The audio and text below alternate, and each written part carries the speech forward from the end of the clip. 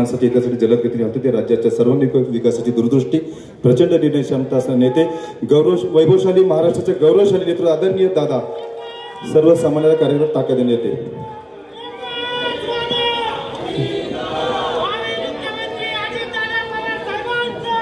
जय असो मला सकाळपासून कोणी मिळालं नाही मी मित्रांनो होय होय बाबा होय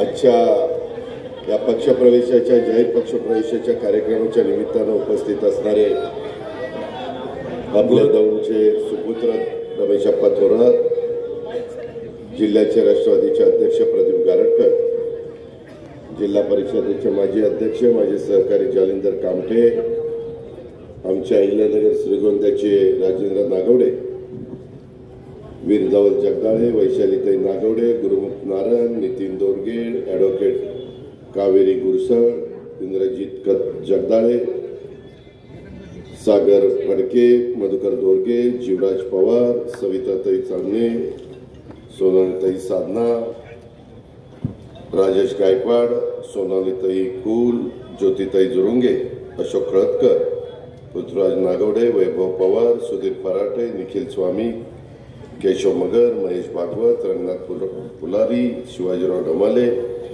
अनेक माझ्या दौंड शहरामध्ये पूर्व पश्चिम या सगळ्या भागामध्ये काम करणारे उपस्थित असणारे सर्व माझे सहकारी, खऱ्या अर्थाने ज्यांच्या पक्षप्रवेशाच्या निमित्तानं वसुबारसचा महत्वाचा दिवस दिवाळीचा असताना देखील मी आलो ते आपल्या सगळ्यांचे सहकारी स्वप्नील भैया शहा, त्यांचे सर्व सहकारी, मनोज भाई फडतरे, त्यांचे सर्व सहकारी, आमचे भाऊकी नांदू पवार, त्यांचे सर्व सहकारी, काळूशेठ फिलिप व त्यांचे सहकारी, ओम शेलार, त्यांचे सर्व सहकारी, मनीषाताई नेर्लेकर, त्यांचे सर्व सहकारी, वैशालीताई जांभळे, त्यांचे सर्व सहकारी, तसंच वसंतराव साळुंके, संजय शिंदे, जावेद सय्यद, ओम शेल, हर्षलाताई अगरवाल, राजश्रीताई जोगळेकर, भीमराव नायकर, नागेश गोकुळ, अनेक वेगवेगळ्या मान्यवरांनी राष्ट्रवादी काँग्रेस पक्षामध्ये आपल्या सर्वांच्या साक्षीनं प्रवेश केलेला ते प्रवेश केलेले सर्व मान्यवर जमलेले माझ्या ग्रामीण भागातले आणि दौंड शहरातले प्रतिष्ठित नागरिक, तसंच वेगवेगळ्या राजकीय पक्षाचे उपस्थित असणारे सर्व मान्यवर, पत्रकार मित्र, बंधू भगिनींनो, माझ्या तरुण मित्रांनो, अनेक वर्ष माझ्यासारख्या कार्यकर्ता तुमच्या सगळ्यांचं प्रतिनिधित्व करतोय. 91 साली तुम्ही सगळ्यांनी मला निवडून दिलेलं होतं, पण काही कारणानिमित्त मला लोकसभेमध्ये 6 महिन्याच्या आत राजीनामा द्यावा लागला आणि मला महाराष्ट्राच्या राजकारणामध्ये यावं लागलं. आपण सगळ्यांनी स्वर्गीय यशवंतराव चव्हाण साहेबांचं बेरजेचं राजकारण बघितलंय. आपण नेहमी शिवशाहू फुले आंबेडकरांच्या विचारधारा डोळ्यासमोर ठेवून पुरोगामी विचार पुढे घेऊन जात असतो. साहित्य रत्न अण्णाभाऊ साठे असतील, पुण्यश्लोक अहिल्यादेवी होळकर असतील, सावित्रीबाई फुले असतील, राजमाता जिजाऊ असतील, छत्रपती संभाजी महाराज असतील, या सगळ्या महापुरुषांचा आदर्श, मौलाना आझाद असतील, या सगळ्यांचा आदर्श ठेवून आम्ही आमच्या राजकारणाला सुरुवात केली. कधी जातीपातीचं नात्यागोत्याचं राजकारण केलं नाही, जातीय सलोखा ठेवण्याचा प्रयत्न केला. कारण छत्रपती शिवाजी महाराजांनी 18 पगड जाती 12 बलुतेदारांना बरोबर घेऊन हिंदवी स्वराज्याची स्थापना केली आणि खऱ्या अर्थाने तुमच्या माझ्या महाराष्ट्रामध्ये एक वेगळ्या प्रकारचा इतिहास घडवला आणि इतिहासात त्यांची नोंद झालेली आहे. आणि साधारण तुम्ही बघितलं तर जे जे महापुरुष होऊन गेले ज्यांची नावं मी आता घेतली,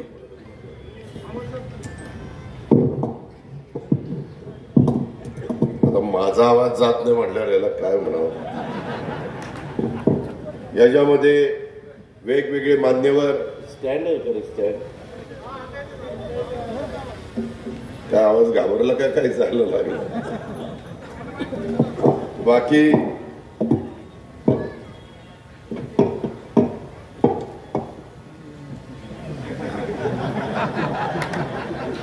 ज्याचं काम त्यानंच करू. दौंडकरांनो, एकंदरीतच काम करत असताना आपण सगळ्यांनी बघितलंय की त्या रस्त्यानेच आपल्याला गेलं पाहिजे. दौंड तसं बघितलं तर एक महत्वाचं जंक्शन, संपूर्ण महाराष्ट्र आणि भारताला जोडणारं इथलं जंक्शन. आपण कुठूनही कुठल्याही भागामध्ये जाऊ शकतो. या दौंडला मिनी भारत म्हणून पण ओळखलं जातं. अनेक जाती धर्माचे लोक, मग मुस्लिम असतील, मागासवर्गीय असतील, भटके असतील, त्याच्यामध्ये आदिवासी असतील, सगळ्या जाती धर्माचे लोक इथं गुण्यागोविंदाने राहतात. व्यापारी लोक देखील कष्टाने इथं व्यापार करतात. आता दुसऱ्या तिसऱ्या पिढ्या पुढे आलेल्या आहेत. नवीन पिढी व्यापारामध्ये पडलेली आहे आणि ह्याच्यातून एक रेल्वेचं चांगलं साधन, त्याचबरोबर आपला अहिल्यानगर तो दौंड रस्ता हा महत्वाचा रस्ता आता चांगला झालेला आहे. आपल्या इथनं पुणे सोलापूर रस्ता जवळच गेलेला आहे 9-10 किलोमीटरवरून. त्याच्यावर तिथून आपण नॅशनल हायवेला जोडलं गेलेलो आहे. इकडून आता अष्टविनायकापैकी सिद्धटेक इथून तो रस्ता माझा अतिशय दयनीय होता, तो आम्ही कॉन्क्रीटचा रस्ता करून घेतला. त्याच्यामुळे आता दौंडमधनं सिद्धटेकला जायचं म्हटलं गणरायाच्या दर्शनाला तर वेळ लागत नाही. त्याच्यामध्ये एक वेगळ्या प्रकारची परिस्थिती इथं भौगोलिक आहे. आपली भीमा नदी इथं जवळनं जाते, पुढं ती चंद्रभागा होते आणि त्याच्यातून ती पांडुरंगाचं दर्शन घेऊन पुढं कर्नाटकामध्ये जाते. एवढी मोठी इथली नदी, SRPची जवळच असणारी जागा आणि त्याच्यामुळं सगळ्या जर विचार केला तर या शहरामध्ये बऱ्याच काही गोष्टी करता येण्यासारख्या. मित्रांनो, एकंदरीतच हे शहर मधनं रेल्वे लाईन गेल्यामुळं थोडंसं विभागलं गेलेलं आहे. इथं STचं एक महत्वाचं केंद्र आहे. मी एकंदरीत माझ्या राजकीय जीवनामध्ये बघितलं तसं बारामती दौंड काही वेगळी शहरं नव्हती, वेगळे तालुके नव्हते. मी माझ्या तालुक्यामध्ये आदरणीय पवार साहेबांनी 72 साली विद्या प्रतिष्ठान एक संस्था काढली आणि मी 90ला आल्यानंतर त्याच्या वेगवेगळ्या ब्रँचेस तिथं काढल्या आणि राज्य सरकारच्या किंवा इतर कुणालाही त्या तालुक्यामध्ये त्या शहरामध्ये जर काही सुरू करायचं म्हटलं तर मी त्याच्यामध्ये राजकारण न आणता मदत केली. निवडणुकीच्या वेळेस राजकारण करायचं ते आपण करू, परंतु एकदा निवडणुका झाल्यानंतर खऱ्या अर्थाने त्या भागातल्या जनतेचा सर्वांगीण विकास कसा होईल, तिथं रोजगार कसा निर्माण होईल, तिथं एकंदरीत बाजारपेठेमध्ये उठाव कसा येईल, बाजारपेठेमध्ये चलन कसं फिरेल, या गोष्टी बघायच्या असतात.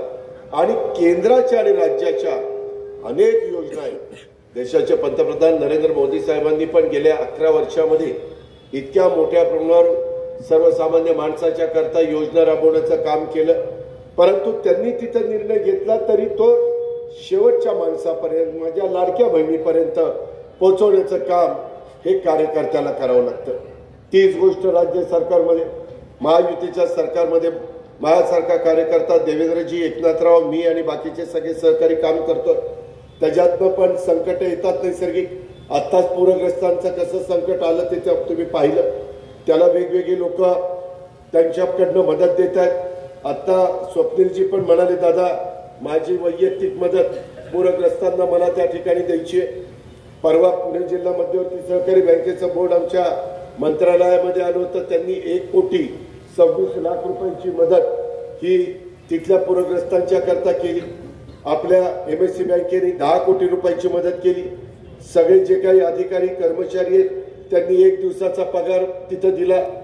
आता 1,55,500 रुपये हे 555 हे मुख्यमंत्री सहाय्यता निधीला आमच्या स्वप्नील भैयांनी त्या ठिकाणी दिलेले. मी त्यांचा मनापासून आभार मानतो. त्यांना रिसिप्ट आणि ह्याची पावती, आभाराची पावती दे, तर ते आपण त्यांनी दिलेलं आहे.